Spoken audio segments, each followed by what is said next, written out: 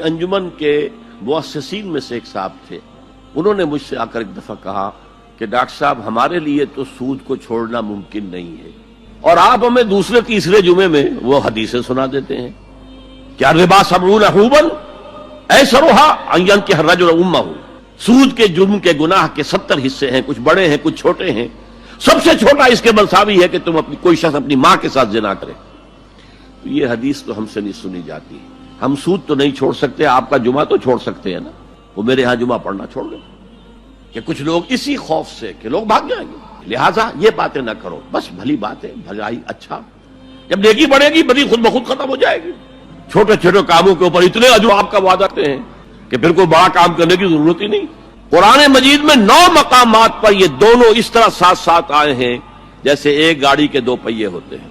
इसके अलावा मुताद्दिद मकामात हैं जिसमें असल जोर नहीं अनिल मुनकर